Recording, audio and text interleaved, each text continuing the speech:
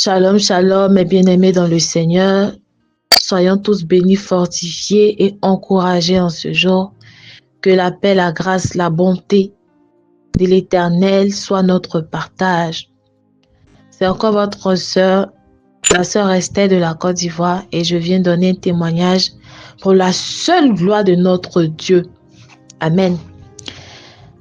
Bien-aimés, permettez-moi, s'il vous plaît, de prier, de recommander ce moment entre les mains du Seigneur afin qu'il vienne prendre total contrôle. Père, au nom puissant de Jésus-Christ, je te recommande ce moment pour ta gloire, Seigneur. Viens t'émouvoir au milieu de nos pères. Viens disposer les cœurs, les esprits pour la gloire de ton Saint-Nom, Père, afin que la portion que tu as pour tout un chacun soit au nom puissant de Jésus-Christ de Nazareth. Amen. Bien-aimés, je vais lire la parole de Dieu dans le livre de Romains, le chapitre 8, du verset 5 au verset 8. Je lis la parole au nom puissant de Jésus-Christ. Ceux, en effet, qui vivent selon la chair s'affectionnent aux choses de la chair, tandis que ceux qui vivent selon l'esprit s'affectionnent aux choses de l'esprit.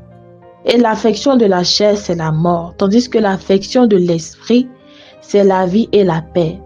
Car l'affection de la chair est inimitié contre Dieu, parce qu'elle ne se soumet pas à la loi de Dieu et qu'elle ne le peut même pas. Or, ceux qui vivent selon la chair ne sauraient plaire à Dieu. Bien-aimés, au cours du mois de juillet, les hommes de Dieu avaient donné un programme de jeûne. Ils avaient annoncé un programme de jeûne en collectivité. Nous avions donc jeûné pendant 5 jours.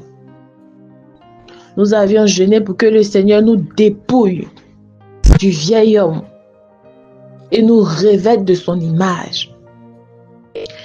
Et le 31 juillet, nous étions à la 2e séance de notre prière pour le programme. Et c'est au cours de cette 2e séance de prière intense là que le Seigneur m'a accordé la grâce de voir dans une vision une main en train d'extraire la chair.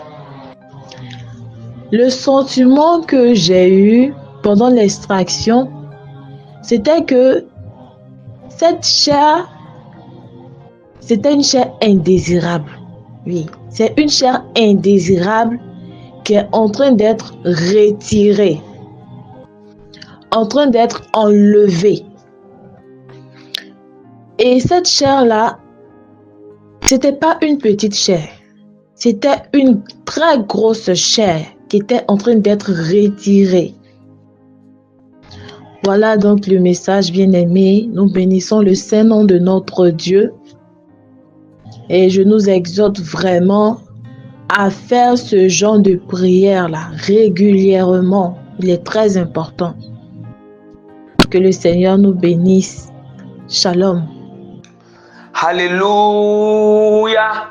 Gloire soit rendue à notre Seigneur et Sauveur Jésus-Christ de Nazareth pour ce témoignage.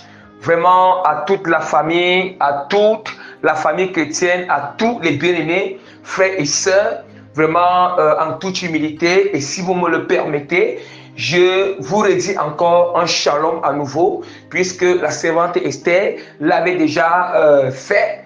Vraiment, déjà, je vais encore bénir l'Éternel pour la vie de la servante Esther et que le Seigneur fortifie la servante Esther et que le Seigneur continue à lui montrer des choses vraiment cachées, vraiment qui sont authentiques et dont la parole de Dieu nous confirme, bien aimé, parce que vraiment ça, ce sont des révélations qui sont authentiques, des révélations qui viennent vraiment de la parole. Ici, voilà pourquoi il n'y a pas question plus à se poser des questions, mais c'est authentique, bien aimé. Et d'où maintenant la parole de Dieu est important que nous allons soutenir cette révélation avec la parole de Dieu, bien aimé. Avec la parole de Dieu.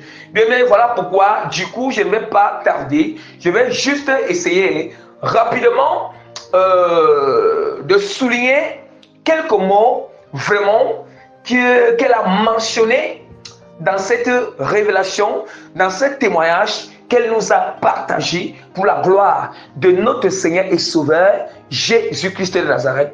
Bien-aimé, vraiment, voici ce qu'elle est en train de dire.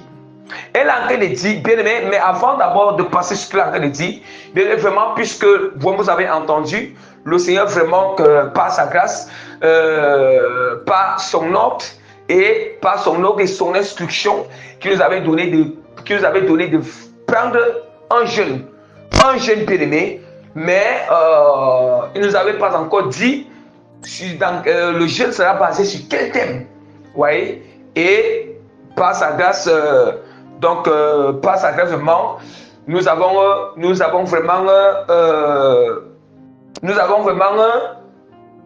Dieu nous a inspiré le thème qui était dépouillons-nous des œuvres ténèbres et revêtons-nous de l'image de Christ.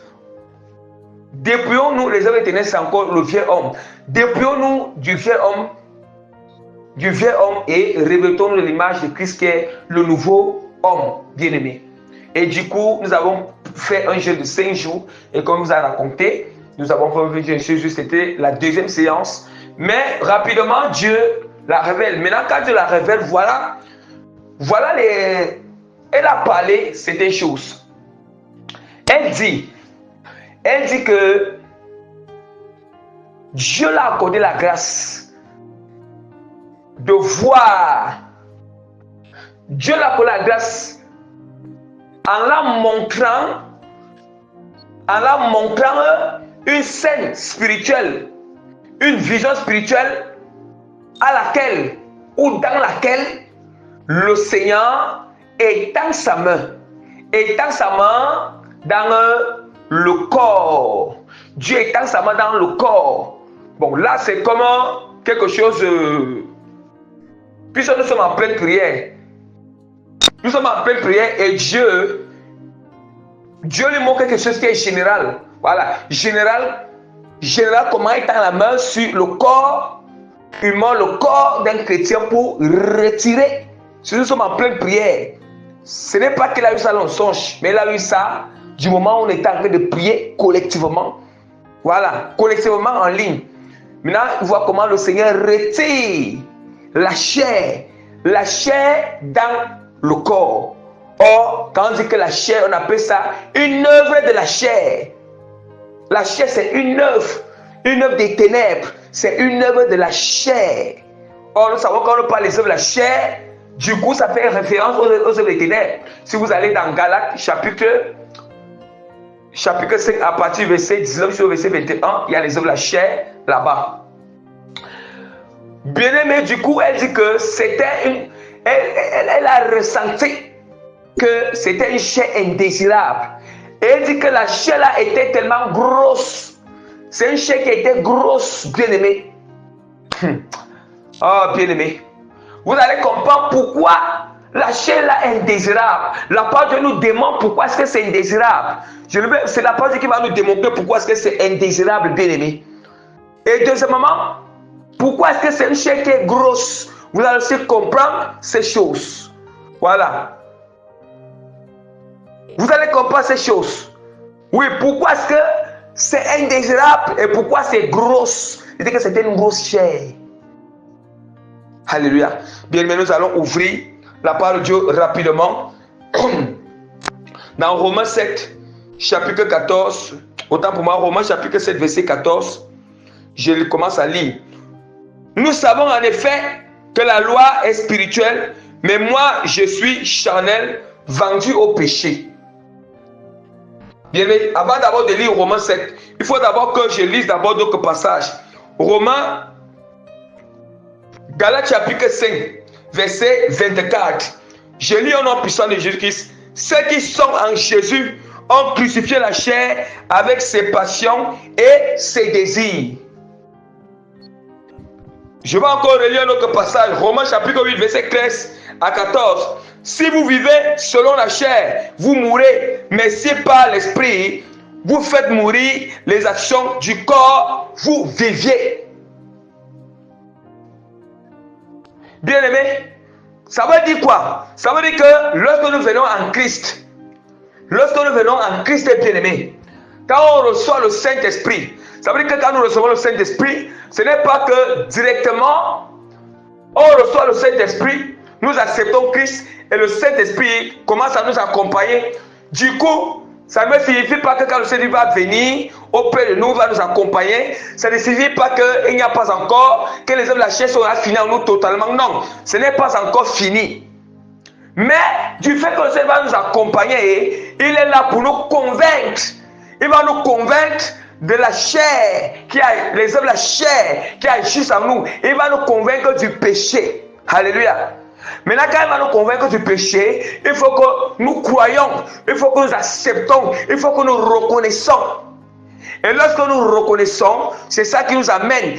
Nous allons prendre conscience, nous allons reconnaître, nous allons accepter. Et puis je vais confesser ce péché devant le Seigneur. Je vais demander pardon à Dieu. Et maintenant, je vais prendre les dispositions à laquelle le Saint-Esprit doit me délivrer de ces œuvres de la chair. Il doit me libérer de ces œuvres de la chair. Et j'aurai aussi la bonne volonté et l'effort d'essayer un peu de marcher selon la parole de Dieu face à cette œuvre de la chair. Est-ce que nous écoutons? Vous voyez pourquoi certains chrétiens, le Seigneur les accompagne.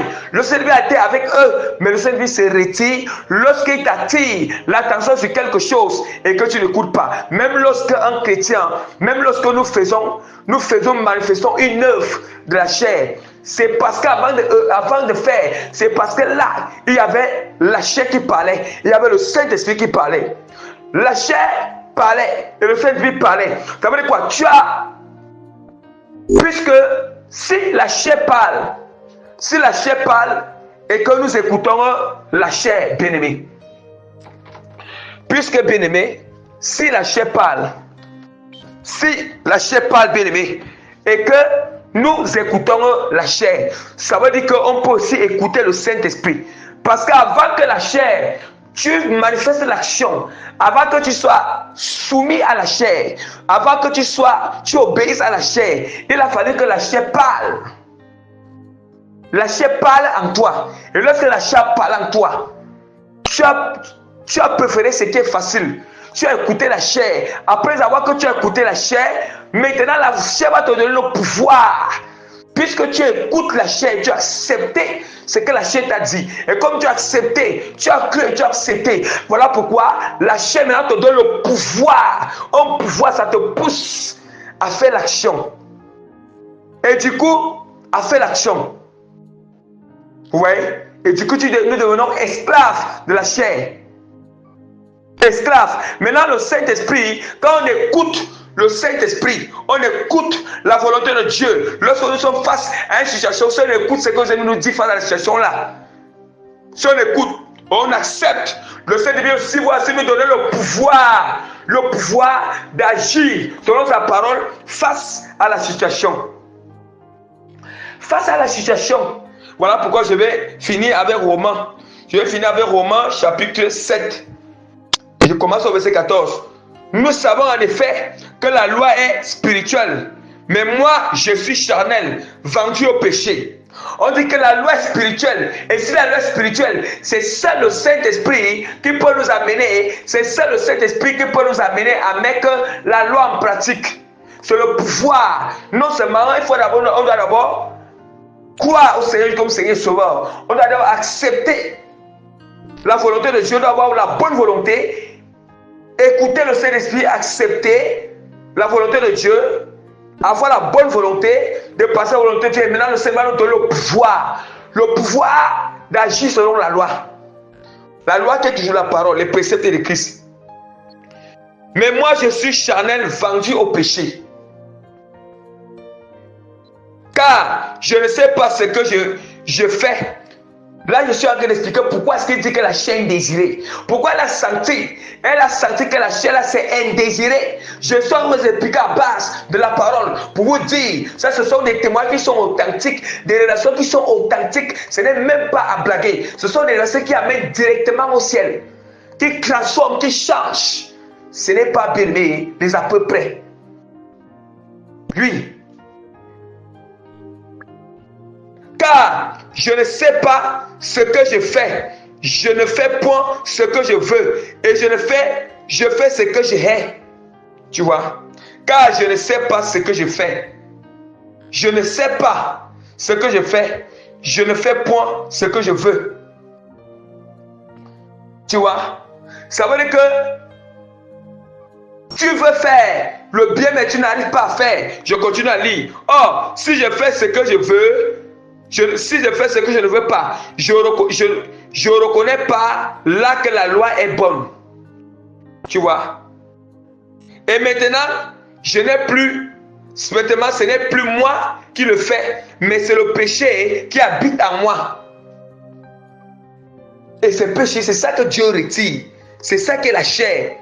Et maintenant, ce n'est plus moi qui le fais, mais c'est le péché qui habite en moi. Ce qui est bon, je le sais. Ce qui est bon, je le sais, n'habite pas en moi. Vous voyez? Vous comprenez que ce qui est bon, je le sais et ça n'habite pas en moi. Il y a certaines personnes, ils connaissent bien la parole de Dieu. Ils connaissent bien la parole de Dieu par cœur. Ils connaissent bien la parole de Dieu dans la tête, dans l'esprit. Ils récitent les versets. Ils connaissent la volonté de Dieu. Mais ça n'habite pas en eux, bien-aimés. Mais la parole n'habite pas dans le cœur. La parole n'habite pas dans l'esprit. La parole n'habite pas dans l'âme. Il y a une différence de connaître la parole, mais qu'il y a une différence de connaître la parole et que la parole habite en toi. Or, lorsque la parole habite dans ton âme, ça veut dire que c'est imprégné, c'est sculpté dans ton âme, c'est imprégné dans ton âme. Ça veut dire que il y a les marques de la parole en toi. Or, quand c'est imprégné, c'est ça va influencer ton âme à pratiquer. Et maintenant, ce n'est plus moi. Et maintenant, ce n'est plus moi qui le fais. Mais il dit que ce qui est bon, je le sais, n'habite pas en moi. C'est-à-dire, dans ma chair. Vous voyez? Ce qui est bon n'habite pas en toi. Après, commence à dire, j'ai la volonté, mais j'ai la volonté, mais non le pouvoir de faire le bien. J'ai la volonté, mais non le pouvoir de faire le bien. Maintenant, ça, c'est le cas. C'est le cas de ceux qui ne sont pas encore habités par le Saint-Esprit. Il y a certaines personnes, ils écoutent la Sainte Doctrine, mais ils ont la volonté. Ça veut dire qu'il y a certaines personnes qui ne sont pas encore dans la Sainte Doctrine, qui n'ont pas encore connu Christ. Ils n'ont pas encore connu Christ. Ils ont la volonté de changer, mais parce qu'ils n'ont pas encore connu Christ, mais parce qu'ils n'ont pas encore entré dans la Sainte Doctrine, ils n'ont pas ce pouvoir qui va les amener de changer. Mais la volonté il y a là, mais il faut que le pouvoir accompagne leur volonté. Parce que notre volonté, c'est notre propre pouvoir que Dieu nous a donné. Maintenant, il faut qu'avec notre volonté, notre propre pouvoir, il faut que ça soit associé avec le pouvoir du Saint-Esprit, le pouvoir de Dieu qui est la grâce du Seigneur, pour que nous changeons. Pour que nous soyons délivrés de cette chair. Vous voyez? Ce qui est bon, je le sais, n'habite pas. Il continue. Et si je fais ce que je ne veux pas, ce n'est plus moi qui le fais, c'est le péché qui habite en moi. Vous comprenez déjà? Tu ne veux pas, en fait, tu n'es pas, je n'ai pas peut-être par exemple, il y a certaines personnes quand elles sont dans le péché là, hein? Et quand ils sont dans le péché, il a envie de laisser la chose. Il va abandonner, c'est-à-dire quand ils sont dans le monde, il a envie de laisser la vie d'abandonner la chose. Il a envie d'abandonner, il va quitter la chose. Mais comme il a la volonté, il a cette volonté, mais c'est parce que il n'a pas, c'est parce qu'il n'a pas encore croisé la vraie sainte doctrine. Il n'a pas encore écouté les paroles profondes, la sainte doctrine. Il n'a pas encore écouté les enseignements purs. Les enseignements purs, c'est ça qui va amener la grâce de Dieu dans sa vie, qui va amener le Saint-Esprit dans sa vie. Hein? Car je prends plaisir. Et du coup, le péché qui est encore en lui va toujours continuer à lui dominer. Va toujours continuer à dominer la personne en question. Mais il a la volonté, il veut changer, il ne veut plus faire ce péché. Mais il faut une grâce et une force qui est au-dessus de ce péché pour lui venir en aide. C'est ça qu'on appelle le pouvoir. Le pouvoir, il me manque la grâce et le pouvoir de mettre en pratique, de dominer ce péché. Et lorsque ce pouvoir s'installe, en même temps que le pouvoir là s'installe, ça s'installe aussi pour retirer le péché en nous. Car je prends plaisir à la loi de Dieu. C'est-à-dire que car je prends plaisir à la loi de Dieu selon l'homme intérieur. Mais je vois dans mes membres une autre loi qui lutte contre la loi de mon entendement et qui me rend captif de la loi du péché qui est dans les membres. Vous voyez, on nous dit que le péché, les membres c'est quoi? Les membres c'est notre chair, ça veut dire que le péché habite dans nos membres. Dans nos membres. Vous voyez? Le péché habite dans notre corps physique, dans nos membres bien-aimés. C'est là parce que le péché, Dieu a condamné le péché dans la chair.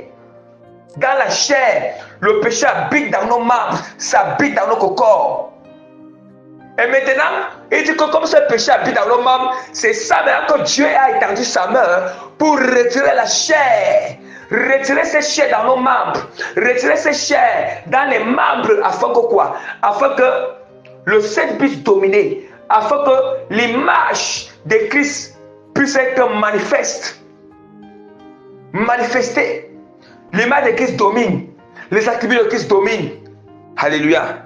Bien-aimés, voilà vraiment ce que je pouvais exhorter, expliquer par rapport à cette révélation. À ce témoignage, il fallait que j'exhorte pour que vous compreniez mieux. Pour que vous compreniez mieux, bien-aimés. Vous voyez? Pour que vraiment vous compreniez mieux, voilà ce que la parole de Dieu nous dit. La parole de Dieu nous dit. Vous voyez? Donc ça veut dire que on peut aussi, nous avons la volonté. Ça c'est le cas. Il y a le cas où certains qui n'ont pas la volonté. Il y a d'autres cas, certains ont la volonté. Il y a d'autres dans le monde, ils n'ont pas encore connu Christ avec la sainte doctrine. Il a la volonté de changer, mais comme il n'a pas encore croisé la sainte doctrine, ancré dans la profondeur de la sainte doctrine, du coup, il ne peut pas changer facilement parce que il y a le péché domine, il faut un pouvoir surnaturel au-dessus de ce péché. Maintenant, d'autres qui sont dans la sainte doctrine, ont la volonté de changer. Maintenant, le Seigneur va d'abord les éprouver pour voir s'ils ont la volonté, s'ils continuent à prier Dieu, à supplier Dieu dans leur prière. Seigneur, aide-moi, je veux changer. Et à se battre, il doit se battre à changer la personne, doit se battre à changer. Et quand Dieu va voir comme ça, maintenant Dieu va venir ajouter son pouvoir, sa grâce. Et d'où la personne va, non seulement quand Dieu va venir ajouter son pouvoir et sa grâce, en même temps il ajoute son pouvoir et sa grâce, en même temps il ajoute son pouvoir pour dominer le péché, en même temps il commence à retirer. Il commence à extraire le péché, les autres lâchent en nous. Et là où il dit que c'était une grosse chair, la grosse chair que Dieu a enlevée, c'est le péché beaucoup plus, le péché qui te dominait beaucoup plus, le péché qui est devenu comme une habitude, comme une partie de ton corps. Le péché, en fait, c'est plus facile que tu domines les autres péchés, tu domines les autres péchés. Mais tu connais, il y a un péché en toi, parce que c'est ça le vieux homme. C'était le but qu'on priait. Il y a un péché en toi qui te domine. Malgré dans la sanctification, il y a certaines choses, tu ne pèses plus. Tu ne fais plus certaines choses, mais tu sens qu'il y a une attitude en toi qui est là, ça domine, ça enracine en toi, ça te domine. Tu n'arrives pas à dominer cette attitude. C'est ça qu'on appelle une grosse chair. Et c'est ça une chair indésirable. En fait, ce n'est pas toi qui as fait que ça soit là. Ce n'est pas toi qui as fait que ça soit dans ton corps. Mais c'est parce que lorsque tu es né, à cause des sites familiers, les alliances de la famille, on a sémé cette attitude en toi. Et du coup, en tant que le fur et à mesure que tu grandissais, c'est devenu comme le baobab en toi. C'est devenu comme le baobab, un arbre. Et maintenant, c'est ça qui devient une grosse chair. Parce que c'est indésiré. Ce n'est pas toi qui avais désiré ça quand tu es né. Alléluia. T'aimerais encore bénir dans le nom puissant de Jésus-Christ. Voilà comment pour vous dire que Dieu peut délivrer de tout. Dieu ôte tout. Donc, bien aimé, ne négligez jamais vos attitudes. Même si tu vois que tu as un lien avec la parole sur beaucoup de choses et que tu vois qu'il y a une attitude qui est là, ça te dérange. Tu sais que ce n'est pas bien, mais ça te dérange. Bien aimé, ne caresse pas ça. Mais continue encore à prier le Seigneur. Il faut être dans les dispositions. Comme nous soyons, il a fallu que nous soyons dans les dispositions pour que Dieu étende sa main. Alléluia. Demeure encore béni dans le nom puissant de Jésus-Christ Nazareth. Amen.